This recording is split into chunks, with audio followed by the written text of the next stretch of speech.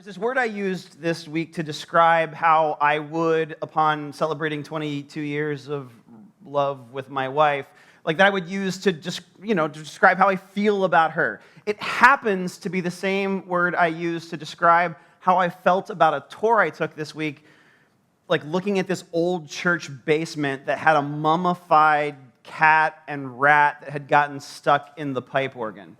Like, I used the same word to describe how I felt about that tour yesterday in describing how I feel about my wife. This is one of the funny bugs of the English language, that when I say the word love, I did love that tour, and I do love my wife, but we are not talking about the same things. And if we were, that would be problematic, right? So that's a funny part of the English language, haha, but the Greeks, which is kind of the language of the first century world, and the language that most of the New Testament is put together in, actually have different words for love. They understand that the way you feel about a romantic partner may not be the actual way you feel about tacos or your mom, and so we've been trying to look at their concepts as they show up in the New Testament to sort of make sense of this idea, which is an idea we'd all agree with, that the call of resurrection people is to love God and to love people. I mean, that's how Jesus summarized 613 Old Testament commands, but when we have this one word that we use to describe 22 years of wedded bliss and seeing a mummified cat and rat stuck in a pipe organ, that's kind of explaining a bit of the problem. So we've looked at agape love in week 1. We looked at eros love last week, had a little Valentine's Day, Memorial Day kind of vibe. That was quaint. And today we'll look at this idea of storge. Storge is not hard for me to make sense of for you because it's probably the one that's pretty universal, right? It is the idea of familial love. The idea of someone in your family feeling a sense of affection and love for you. The bond of a child to a mom to a child, even though they maybe at one point in time they've not met in person. They're one's carrying the other. The idea that the place you grew up, you may not want to live there, but if someone else makes fun of it, you're now wait a minute. So that happened a couple of weeks ago in Western Maryland when there was a lacrosse game in my hometown. We're hold on a second, I can say these things about my hometown, but you're not allowed to. I don't want to live there, but a sense of kinship to a sense of place. That's storge, right? The uncle and the aunts that you have a meal with once a year because you're family, and you're we would not be friends. If you were my coworker, I would never hang out with you. I would never spend any time with you, but the fact that we are related by DNA, it makes me feel a sense of kinship, and I find your stories winsome and quaint versus terrible and awful and not funny. That's storge, right? And to receive storge and to give storge is a tremendous blessing to the world, right? Cicero, the great philosopher, said, hey, that's one of the foundational building blocks of a civilization. You don't have to be a Christian. I mean, you study sociology and go people bond in a sense of storge love in a way that they see a canyon or a river and they go, it's a common grace, right? Storge love is a common grace when we have it right. The sense that this is one of the ways that God's good gifts to creation are expressed. So in one sense, we could celebrate when we talk about storge love, that simple reality, but the New Testament authors, when they're talking about storge love, don't, because the converse is actually true. That, the fracture of that is a tremendous burden, isn't it? When well-intentioned people meant to mold you into a picture of love fail to do that because they didn't have the capacity or because they were purposefully hurtful to you, if you're carrying an emotional limp of sorts, the lack of storge love may be part of why. If we just kind of talked for a minute about the things that are wrong with the world, and we're not even trying to do it from a Christian Sunday school worldview, one of the things a lot of us would be talking about is the lack of storge love in specific pockets and places. The fact that this isn't always distributed equally. That some of us in this room have a very well-adjusted vision of this, and then some of us in this room go, man, please stop talking about this. I don't want to hear about it anymore. It's really painful for me. Or that there's pockets of the world where we may see like visual evidence or of people discarding like their own children for some purpose, right? So when Paul talks about Storge, he does it 3 times. 2 of the times are actually in the negative to sort of resonate with like kind of a reality in our world, which is that the lack of Storge love is like a great pain point in the world. Like, you don't have to be a Christian. You don't have to agree with the Christian worldview. You don't have to believe that Jesus rose from the dead to go, man, something's wrong around here. You know, what Paul and Jesus will ultimately, Paul agrees, is that there's something that can be done about it. We'll get to it in a minute. But in 2 Timothy 3 and in Romans chapter 1, when Paul's kind of painting the broad brush of like that feeling that we have that something's wrong with the world, he brings up Storge love from where it lacks, where it feels broken, where it's not connecting. So like, just to resonate with the idea that like, yeah, I mean, like, this is great when we got it, but it's tragic when we don't. But lest you think Paul's just a guy complaining about the state of the world, the other time Paul uses Storge is here in the passage Mike read for us in Romans chapter 12. And what he's going to begin to weave together is this concept that Jesus ushers in, which is to say that there is this circle of people who are not related by DNA, who are not related by blood or by surname, but are unified and related by the idea that they are made in God's image, and that despite their sinful natures, God stepped into the world, brought them reconciliation through the person and work of Jesus. Like that is the building block for a better way to understand how deeply we've been loved. And so maybe we're here in this room and we've got this really healthy, well-adjusted picture of family because we had good families. And Jesus actually says to someone like that, if you don't hate your father and mother, you can't be my disciple. One of the weirder things Jesus says. He's not actually saying, write your mom a hate mail, happy Mother's Day, tell her what you really think of her. What he's saying is like, hey, a familial response. There's an even greater response than a familial sense of response. So if you got a great sense of family, that's good. There's an even greater call for what it means to be my disciple. It's one of the more confusing phrases of Jesus. When you see out of context, you're like, wait a second, I don't think you're supposed to say stuff like that. But then the other side of this is also true, right? For those that do not have that picture, who have a real pain point, Paul is trying to make sense of how God's great invitation helps us understand this concept of the family of God. Now, Augustus Caesar, here's what's interesting. I'm going to go here for just a second. It won't be as long as last week's history lesson. Augustus Caesar is the most powerful man in the world when Jesus is born. What you may not know about Augustus Caesar is he had a pretty jacked up family. So one of his, when he gets into power, some things he's going to do, he does a lot at a time of looking at the Roman Empire for trying to expand and help people who do not have a strong sense of family have a sense of family. He widens circles for adoption and expands some things there because and actually fights for kind of what we would now call family values because he sees the decadence of Rome and goes, hey guys, we got to chill out on some of this stuff. They don't really listen to that part, but that's Augustus Caesar. Now, Paul, he's going to riff on that in Ephesians chapter 2 with this idea of oikos, or the household. When Paul talks about the family of God, that's kind of what he's saying is those of you who have experienced, you've been aliened, you've been estranged from your family, in light of God's love, in light of God's mercy, you've been adopted in to the family of Christ, brought together with Jesus as the cornerstone of what this whole thing works on.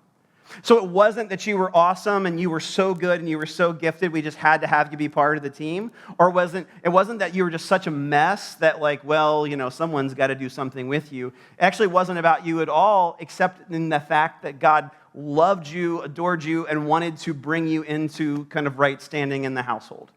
Right? And so, in a sense, one of the things we got to get our head around with Storge is that if we've had a great picture of it from our family of origin, there's a deeper invitation for us to sort of replicate it, not just enjoy it for ourselves, with the tensions that exist in the world. But if we haven't understood how we've been loved by God, or that picture of God's love has been hijacked by a false picture of love from a parent or a grandparent or someone in that lineage, then God's invitation is trying to free us to something. Like, it's inviting us to consider a new dimension of who we are, right?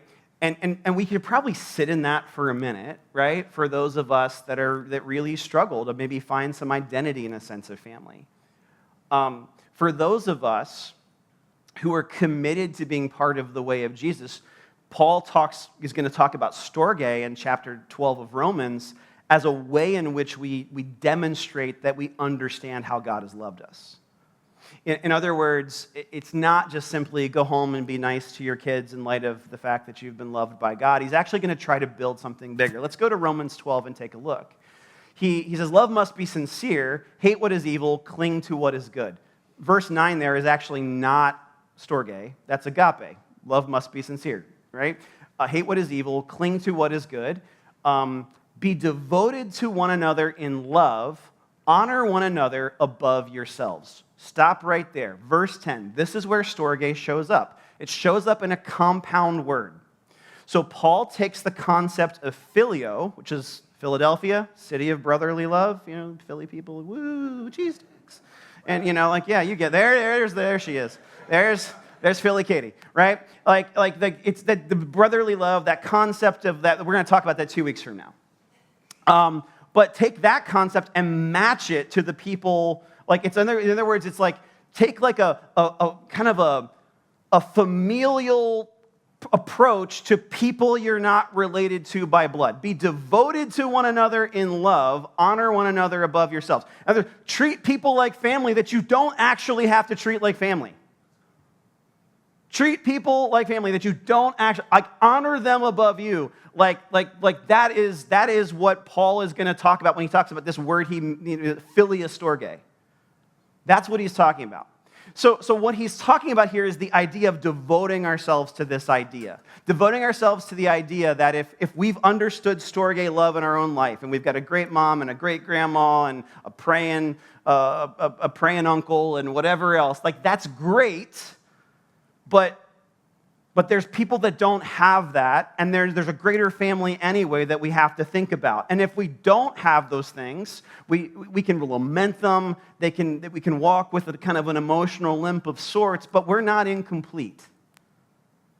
Because we're invited to a larger picture of Storge than the fractures of this world can extend, right? So devoting ourselves to this idea is highly invitational, right? It is. Lucian of Samosata is a Greek satirist and writer, and he kind of makes fun of this. He makes fun of the Christian belief that people are not related by blood, but pretend that they are. And then he makes fun of the fact that, people that have their own stuff would be willing to share their stuff with other people. He's just this is stupid. Your own household. Now, isn't it funny? Because if we heard him say that now, we would go oh, that is so unloving. That is so uncouth. Because Judeo-Christian thought has had a large impact on the Western world, right? And so, but one of the things that's scandalous in the first century to think that any sense of obligation outside of your immediate legal issues is a big deal. It's marked by a wider circle. Even Augustus Caesar, who means well, if we can assume positive intentions about the emperor, right? He wants to create upward mobility for people that don't have it. But even in that upward mobility, who is it reserved for?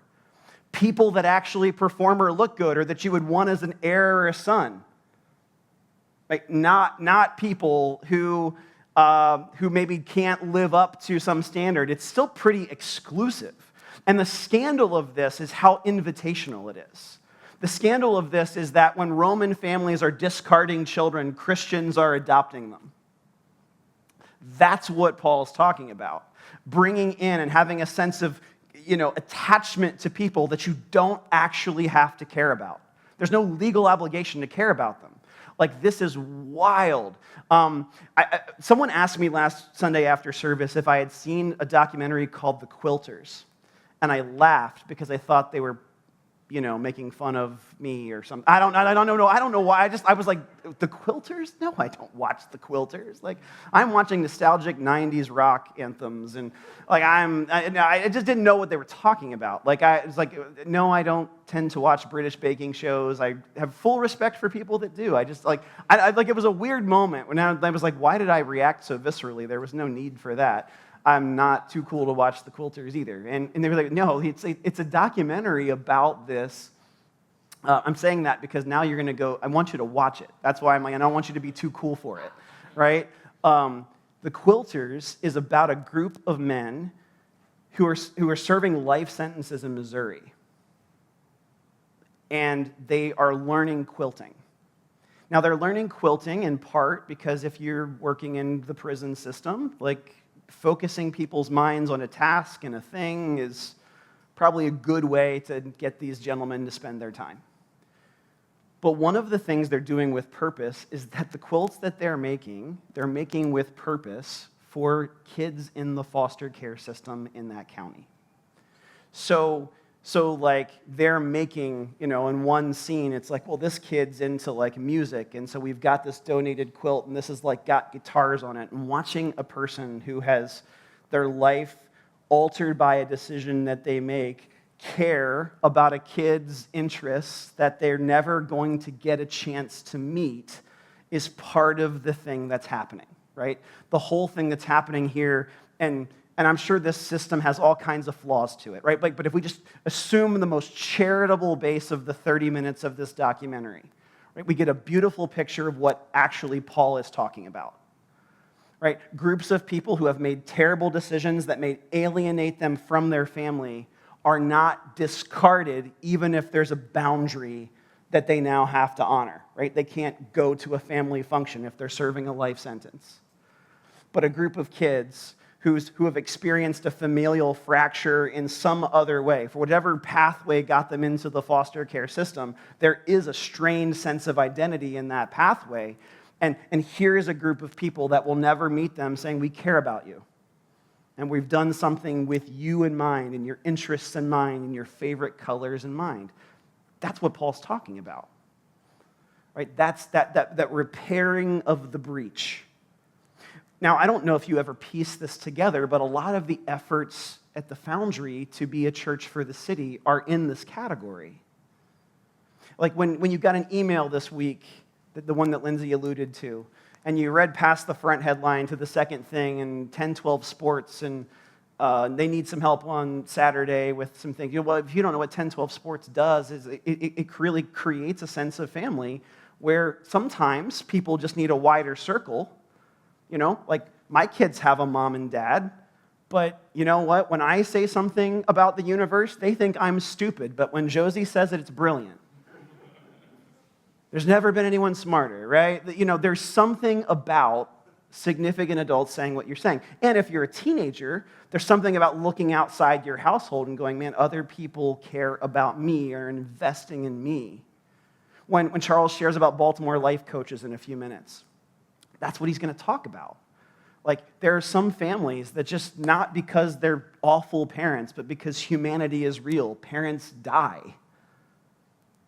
Having people fill in the gaps and widen the circle around people is part of the unique movement of the church. I know societally we kind of care about this, but this is a uniquely gospel-oriented call.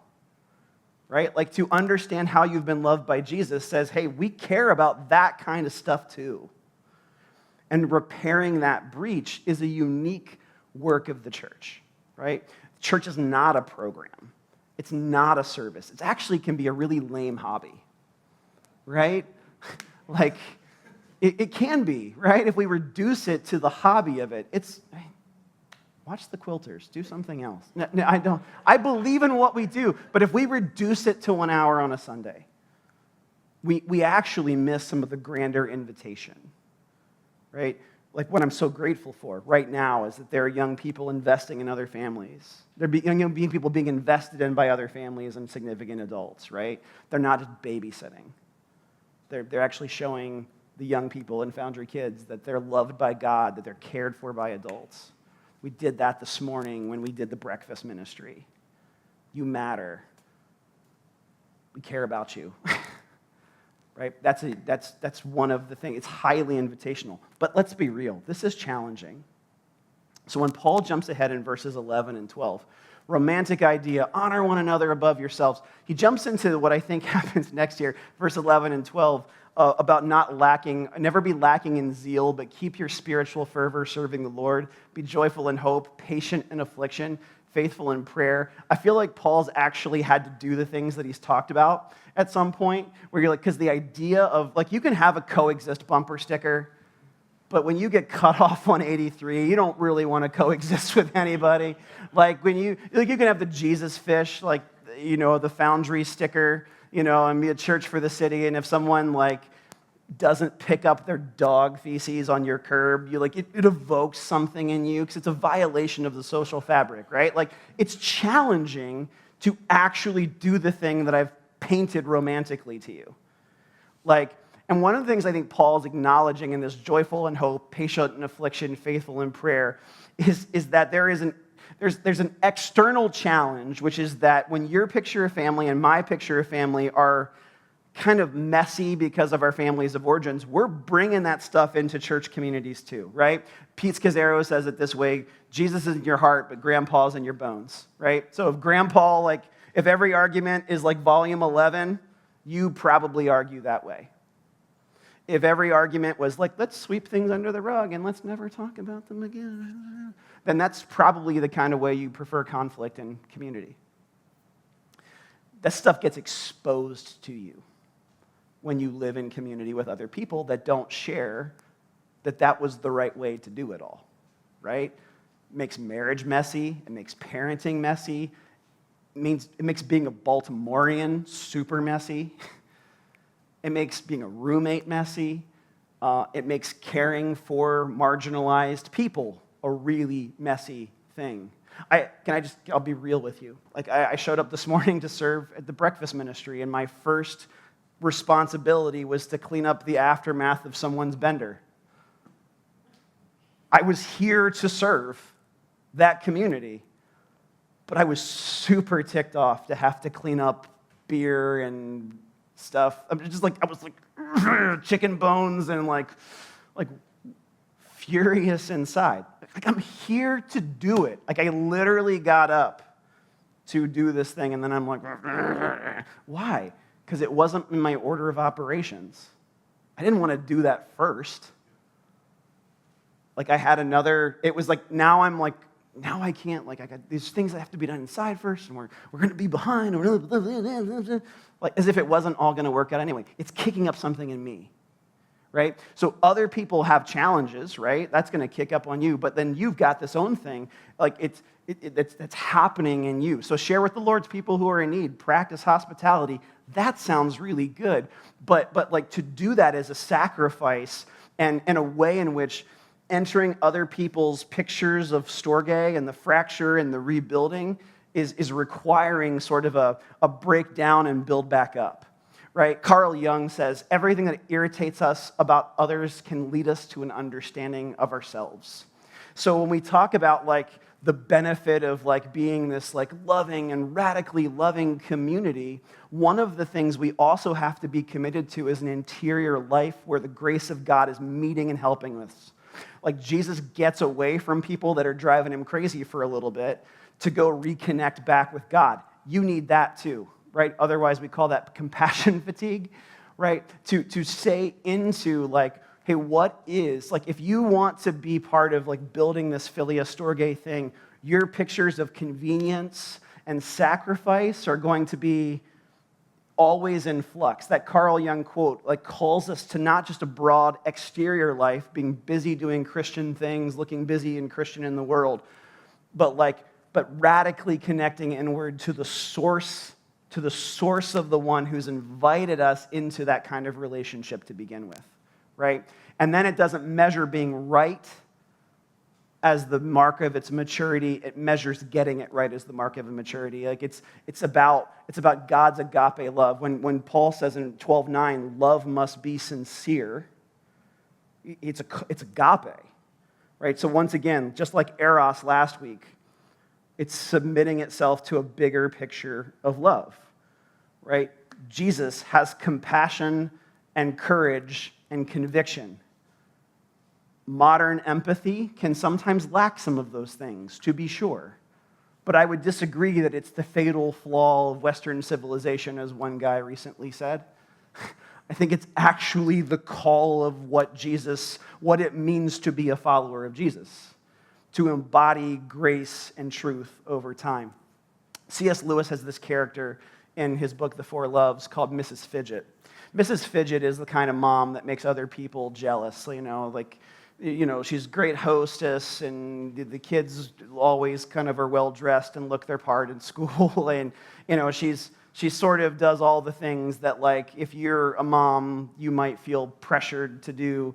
And Lewis goes, yeah, but there's only one problem with Mrs. Fidget. Like, her kids and her family are so thankful when she died one day, and her kids and her family were thankful because they finally felt free. Because the whole time she was playing the part of, like, looking the part of the perfect parent, they were like, she didn't let us do anything. We never got to grow. She score kept. Like, every time that Mrs. Fidget, like, we made her look bad, she'd make us feel bad about it. Like, it was almost like she was doing all of this stuff just to make herself look good. And this is where Lewis goes, we need something more than just familial affection. We need an agape love that keeps us and prevents us from manipulating family affection to just use it for our own identity. It's a beautiful invitation of what God's love aims to do, right? For those of us who feel the fracture of a world of broken storge, to see what the family of God in Christ is inviting us to do, like the multi-community that we like to try and be here. We're an imperfect version of it, to be sure. But to say, hey, as God's people, to be the church for the city, we're not just sort of busying about to make ourselves look good, but we're trying to create a flourishing that exists and extends beyond our legacy. Just like if, like in Mrs. Fidget's family, there would be a day where she'd have to do that hard thing, which is maybe to say, that kid is launched from my family and our relationship is different. Love is the measure of maturity, not just being right. And what we celebrate in Jesus is grace and truth over time. So when we come to communion, which is where we're going to enter now, we just come back to the reality of that space, that you've been fully known and fully loved by God. That if your picture of family is fractured, the reason we do this communally is because there's a wider circle participating with us. And that if we're going to leave this place and be people of impact, it's not just going to be the list of things we accomplish in Jesus' name this week, but the spirit in which we do those things. And that matters too. So communion will be passed in the room. It'll come to you as a fixture of being downstairs. But we want to enter this space and time and just say, Lord, meet us in wherever we are with this picture and help us move towards your picture of this family of God you're inviting us to. God, thank you for today. Thanks for getting together in this room. We're grateful. Lord, we want to, for those of us who have those pictures of family and love that are positive, we say thanks for that grace. But we also say, Lord, help us. Help us to carry that in a way that reflects and models your love for people. not just to keep it to ourselves, but to extend it in ways that are helpful to the community so that we're not just a group of Mrs. Fidgets trying to run around making ourselves look good with our Christian activities. In the name of Jesus, we pray. Amen.